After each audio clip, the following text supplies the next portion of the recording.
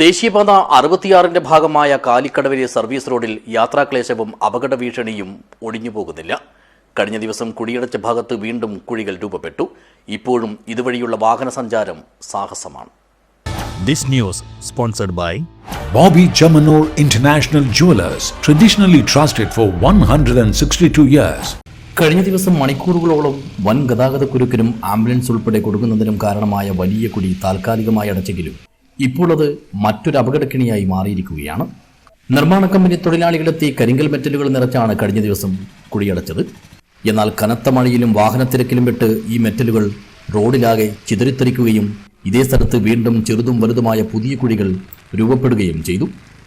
റോഡിൽ അലക്ഷ്യമായി കിടക്കുന്ന മെറ്റൽ കൂമ്പാരങ്ങൾ ഇപ്പോൾ ഇരുചക്ര വാഹനങ്ങൾ ഉൾപ്പെടെയുള്ളവയ്ക്ക് നേരെ വലിയ അപകട ഭീഷണിയാണ് ഉയർത്തുന്നത്. ശനിയാഴ്ചയും കടുത്ത പ്രയാസത്തോടു കൂടിയാണ് ഇതുവഴി വാഹനങ്ങൾ കടന്നുപോയത്. ബൈക്ക്, ഓട്ടോറിക്ഷ തുടങ്ങിയ ചെറിയ വാഹനങ്ങൾക്കും ബസ്, ലോറി തുടങ്ങിയ വലിയ വാഹനങ്ങൾക്കും ഈ ഭാഗം മുറിച്ചു കടക്കാൻ ഏറെ പണിപ്പെടേണ്ടി വന്നു. സർവീസ് റോഡ് നിർമ്മാണത്തിൽ തുടക്കം മുതലുള്ള അശാസ്ത്രീയത തന്നെയാണ് ഇപ്പോഴത്തെ ഈ തകർച്ചയ്ക്കും കാരണം. ഇത് മാത്രമല്ല, ഇവിടെ നടത്തുന്ന മറ്റ് അറ്റകുറ്റപ്പണികളിലും അപാകതകളുണ്ട്.